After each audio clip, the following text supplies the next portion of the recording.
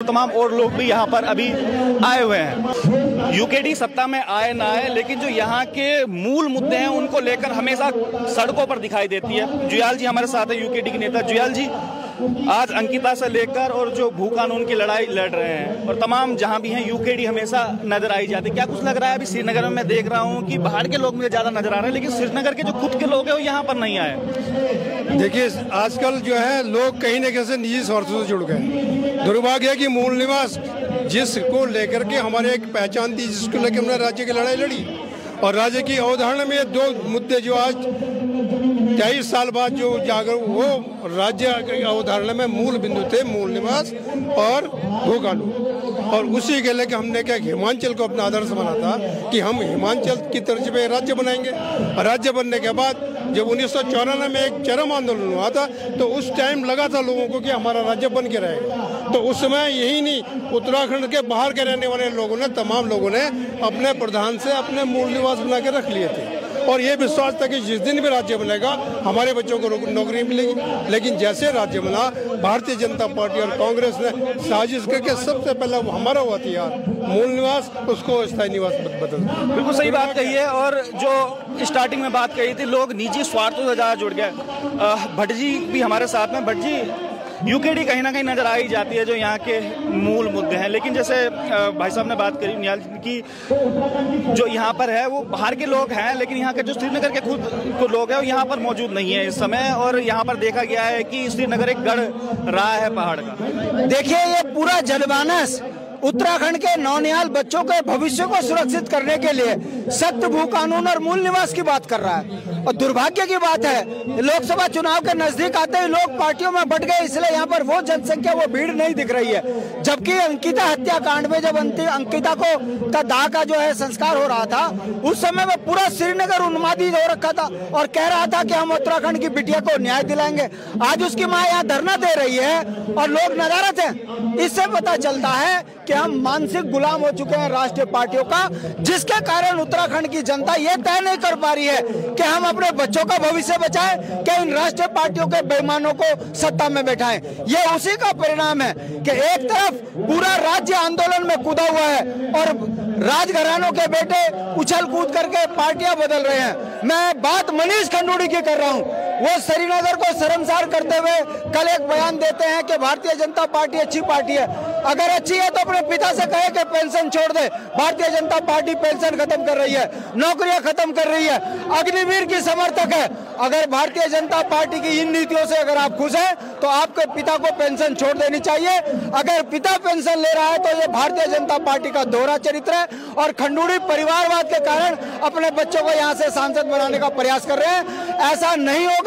जनता समझ गई है कि ये परिवारवाद के तहत भाजपा में गए हैं, और अगर उन्होंने आज इस रैली का विरोध किया है तो भुवन चंद खंडूड़ी से लेकर उनका बेटा राजनीतिक बेईमानी कर रहा है। अभी मैंने प्रदीप जोशी जी का इंटरव्यू लिया था। उनकी बहन जो ममता बहुगुणा है, 4 साल से गायब है, उसका कोई पता नहीं। सीबीसीआईडी की जांच चल रही है। जब वो कहते हैं कि मैं फोन करता हूं तो कहते हैं कि अभी जांच चली रही है 4 सालों से। और दूसरी तरफ हमने देखा है कि आशुतोष नेगी जो लगातार 1.5 साल से उनके माता पिताजी के साथ सुप्रीम कोर्ट से लेकर हाई कोर्ट, उनके कंधे से कंधे मिलाकर जो है उनके साथ थे, लेकिन अचानक से उनकी गिरफ्तारी हो जाती है। और डीजीपी का बयान आता है कि कुछ समाज, इस प्रकार के लोग तथा कथित समाज सेवी का, उन्होंने एक डीजीपी होते हुए इस प्रकार के शब्दों का यूज किया। क्या कुछ कहना चाहेंगे इन सब को लेकर कि क्या यही कारण है कि आज इंसाफ नहीं मिल पा रहा है अंकिता बहन जैसों को, ममता बहुगुणा जैसों को? अरे अंकिता की तो बात छोड़िए, जिसका उदाहरण आपने दिया, उनके परिवार के 2 व्यक्ति मुख्यमंत्री है, उनके परिवार का एक कैबिनेट मंत्री वर्तमान में है। इतने ताकतवर और अपने ही परिवार की बिटिया को 4 साल से न्याय नहीं दिला पाए, ये कितने राजनीतिक बेईमान है, इससे ज्यादा बताने की जरूरत नहीं है। रही बात आशुतोष नेगी, अंकिता के हत्यारों को फांसी दो और जो वीआईपी है उसके ऊपर कार्रवाई करो, यही तो कह रहा है। और उसके ऊपर झूठा मुकदमा लगाकर जेल डाल दिया और डीजीपी को आगे आना पड़ रहा। अरे भाई डीजीपी, तुझे नेतागिरी करनी है तो नौकरी छोड़ आ जा सड़क पे। मगर डीजीपी को आगे कर धामी इतना कमजोर नेता साबित हुआ है कि वो उत्तराखंड की आवाज को कुचलने का प्रयास कर रहा है। उसके कारण आज पूरे उत्तराखंड में उन्माद मचा हुआ है इस बात को लेकर कि आखिर ये सरकार है किसकी। राज्य हमारा, सरकार हमारी, मगर यहाँ पर मजे और फल फूल वो रोक रहे हैं जो बाहर के हैं। हम यहाँ मूल निवास की बात कर रहे हैं तो धामी जी उस पर बोलने को तैयार नहीं है। हम सख्त भू कानून की बात कर रहे हैं तो धामी जी उस पर चुप्पी साधे हुए हैं। जबकि मूल निवास और भू कानून ये राज्य का मसला है और केंद्र ने मूल निवास 1950 संविधान में प्रावधान किया है। दोनों अगर हमारे छीने गए हैं तो उससे हमारे यहाँ जो दुष्परिणाम पड़ा, अरे हम 64 लाख लोगों का राज्य था, आज पहाड़ में 48 लाख रह गए और राज्य की जनसंख्या 1,35,00,000 होगी। कौन लोग आए उत्तराखंड में? वो लोग जो कहा करते थे राज्य बन गया तो पहाड़ी भूखे मरेंगे, आज वो यहाँ हमारी छाती पे बैठा दिया गया इन राष्ट्रीय पार्टियों के द्वारा।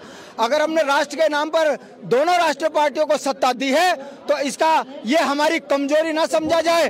अगर जनसंख्या विस्फोट कराया है तो इन्हें खदेड़ के जो है आशा रोड़ी से बाहर फेंकने का काम भी यूकेडी करेगी, हम ये कहते हैं। और ये धरती पुत्रों का देखिए जमवाड़ा यहाँ लगा है और ये एक ही बात कह रहे हैं कि उत्तराखंडियत को अगर बचाना है तो यहाँ सख्त भू कानून और मूल निवास की जरूरत है और पूरा उत्तराखंड इस पे समर्थन दे रहा है। तो जो डीजीपी का बयान आया है, क्या लगता है कि सत्तारूढ़ जो लोग हैं, जो नेता हैं, उनके इशारों पर एक प्रकार से काम हो रहा है, जो खुद ही अपने आप बोल रहे हैं कि भैया ये तो जो तथाकथित समाज सेवी है? देखिए, आपको भी समझना चाहिए, वो बेचारा भीख में मांगी हुई कुर्सी है, प्रभारी बना हुआ है, पद पे नहीं है। और जिस तरह की वो भाषा बोल रहे हैं उससे साफ पता चलता है कि वो डीजीपी कम और मुख्यमंत्री के चमचों की भाषा ज्यादा बोल रहे हैं। मैं ये बात इसलिए कह रहा हूं कि डीजीपी को शोभा नहीं देता। अगर 1.5 साल पहले वो मुकदमा दर्ज हुआ था और पटवारी ने उसे खारिज कर दिया था तो 1.5 साल बाद ये क्यों उठाया गया और क्यों उस धरने को कुचलने का प्रयास किया जा रहा है? डीजीपी इस पे बोलने को तैयार नहीं है। आखिर धामी सरकार पुलिस के दम पर उत्तराखंड की आवाज को कितना दबाएगी? जितना दबाओगे उतना उत्तराखंड का आंदोलन तेज होगा। शायद ये डीजीपी अशोक कुमार को ये पता नहीं है, ये राज्य आंदोलन से बना है। 42 शहादतें देकर ये राज्य लिया गया है और अगर कुचलोगे तो बचोगे आप भी नहीं, कार्रवाई आप पे भी एक समय पर जरूर होगी। कुछ लोग बोले ना बोले, लेकिन उत्तराखंड में कुछ ऐसे युवा हैं जो लगातार इस मांग को उठा रहे हैं, जो यहाँ के मूल मुद्दे हैं उनको लेकर जो है वो लड़ाई लड़ी जा रही है। मोहित डिमरी हमारे साथ में। मोहित डिमरी ने लगातार जो मूल निवास और भू कानून के लिए अलग अलग जगह रैलियां करी और देहरादून और हल्द्वानी की रैली तो आपको याद ही होगी, जहाँ एक जो है जनसैलाब उमड़ पड़ा था। लेकिन श्रीनगर में वो चीजें मोहित भाई नजर नहीं आ रही, क्या कुछ कारण है? देखिए, इसके पीछे जो मुख्य कारण है, आज भाजपा ने एक कार्यक्रम रखा है यहाँ पे, महिलाओं के लिए कीर्तन मंडली का एक प्रोग्राम रखा गया है, वहाँ महिलाओं को इन्वॉल्व किया गया है। युवाओं के लिए भी अलग अलग कार्यक्रम भाजपा ने रखे हैं। तो अभी लोग इस बात को नहीं समझ पा रहे हैं कि आखिर भाजपा ऐसा क्यों कर रही है। जिस दिन मूल निवास की रैली हो रही है उसी दिन उनके कार्यक्रम लग रहे हैं। कहीं ना कहीं इस डर है भाजपा को इस बात से डर है, कहीं लोग इस मुद्दे को लेकर इस रैली में शामिल ना हो, इसलिए वो भीड़ को बांटना चाहती है। और हम यहाँ पे देख रहे हैं श्रीनगर में, हमने यहाँ पे बहुत मेहनत की, हम दिन रात लगे रहे यहाँ पे और हमें कुछ लोगों ने बताया कि हमें फोन आ रहे हैं कि इस रैली में बिल्कुल नहीं जाना है। कोई कह रहा है कांग्रेस की रैली है, कोई कह रहा है चुनाव से पहले ही रैली क्यों हो रही है। इस तरह से माहौल बनाया गया है कि इसको पॉलिटिकल तो लगातार हो रही है, जबकि हम लोग पिछले 6 महीने से लगातार रैलियां कर रही हैं, लोगों को इसमें जोड़ रहे हैं। लेकिन जनता के बीच भ्रामक जानकारी दी गई कि इस रैली में आपको शामिल नहीं होना क्योंकि ये कांग्रेस द्वारा आयोजित की गई है, चुनाव नजदीक है तो कांग्रेस इसमें अपना फायदा ले। जबकि ऐसा कुछ भी नहीं है। इसमें हमने भाजपा को भी कहा आप भी आइए, कांग्रेस भी आइए, और भी हमारे यूकेडी है और भी दल है, सबको हमने आमंत्रित किया। हम जनता को आमंत्रित कर रहे हैं, ये हम सब की लड़ाई है। चाहे कुछ ये भी कह रहे थे कि कुछ लोगों को फोन भी किया जा रहा है कि उनकी फोटो खींचिए जो इस रैली में आएंगे, ये सच बात है? बिल्कुल बिल्कुल, ऐसा कुछ सूचना हमें मिली है कि इतना दबाव यहाँ पर स्थानीय जनप्रतिनिधि द्वारा बनाया जा रहा है कि जो भी रैली में जाएगा उन सब की फोटो आनी चाहिए और उसमें देखना है कि कौन कौन लोग हैं जो रैली में गए हैं, उनको चिन्हित करना है। तो इस तरह से यहाँ पे जब सोच बन गई है तो हम लोगों से कहना चाहते हैं, अगर आज आप नहीं लड़े अपने अस्तित्व के लिए, अपने वजूद के लिए, नौकरियों के लिए, अपने बच्चों के भविष्य के लिए, तो आने वाले समय में कहाँ हम लोग अपने राज्य में सुरक्षित रह पाएंगे। आप देखो, आप पार्टी विशेष से अलग हटकर देखिए, पहले सोचे कि हम यहाँ के मूल निवासी हैं, पहाड़ के लोग हैं, हमारे अपनी ज़रूरतें हैं, अपने रिसोर्सेस है, उस पर अपना अधिकार चाहिए। हमारी लड़ाई किसी सरकार से नहीं है, न किसी पार्टियों से। हम तो अपने हक की बात कर रहे हैं, अपने हक के लिए हम चाह रहे हैं कि लोग सड़कों पर आए। लेकिन जिस तरह से वाकई में अगर ऐसा हो रहा है कि इस प्रकार से फोन करके बोला जा रहा है उन लोगों को चिन्हित किया जाए जो मूल निवास और भू कानून की रैली में आएंगे, तो हमें सोचना हो कि हम वाकई में लोकतंत्र में रह रहे हैं। चिन्हित करके आखिर क्या कुछ साबित करना चाहता है, क्या करेंगे उन लोगों का जो मूल निवास और भू कानून के? क्या लग रहा है आपको, क्यों ये डराया जा रहा है? अगर जो चिन्हित कर भी लेंगे तो क्या करेंगे उन लोगों का? हम तो स्पष्ट कर चुके हैं, चाहे ये कितनी ताकत लगा रहे हैं, लेकिन हम इस आंदोलन को आगे बढ़ाते रहेंगे। चाहे एक ही आदमी इस आंदोलन में जुड़े, लेकिन हम इस लड़ाई को बिल्कुल भी खत्म नहीं करेंगे।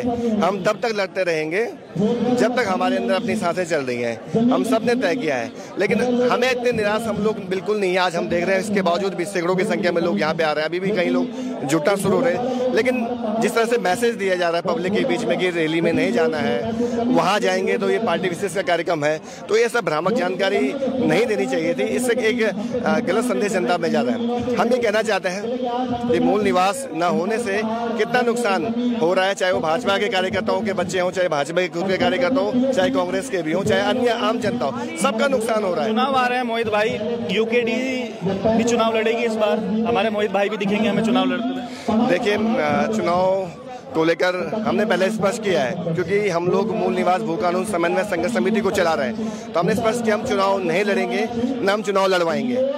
हमने जनता को के ऊपर छोड़ दिया है, आप तय कीजिए जो आपके मूल निवास। नहीं लड़ेंगे तो ठीक है, लेकिन चुनाव लड़वाएंगे नहीं। एक्चुअली हम लोग अभी मूल निवास की लड़ाई को आगे बढ़ा रहे हैं। और इस मूवमेंट में हर राजनीतिक दल हमारे साथ हैं, और भाजपा को छोड़कर, और आम जनता हमारे साथ है। हम किसी एक पक्ष में खड़े नहीं हो सकते हैं। हम एक पब्लिक से कहना चाह रहे हैं कि आपकी मूल निवास भू कानून की लड़ाई में जो भी व्यक्ति शामिल है, आप उसको देखिए, उसको आप चुनाव जिताइए। वो जनता को तय करना है कौन वो प्रत्याशी हो सकता है जो आपके मुद्दों को उठा रहा है। तो हमने जनता पे सब कुछ छोड़ा हुआ है। चलिए, जनता पे सब कुछ छोड़ा हुआ है, और जनता वाकई में चाहती है कि मूल निवास और भू कानून जैसा जो मुद्दा है वो उत्तराखंड में होना चाहिए, या मूल निवास भू कानून उत्तराखंड में आना चाहिए। तो उन्हें भी ज़्यादा से ज़्यादा समर्थन करना चाहिए। और लोग जो इन चीज़ों को नहीं समझ पा रहे हैं, जो आज की नई पीढ़ी है, कि मूल निवास उत्तराखंड आखिर है क्या, इससे हमें क्या कुछ फायदा होने वाला है, तो वो चीज़ें उन्हें भी जरूर समझाइएगा।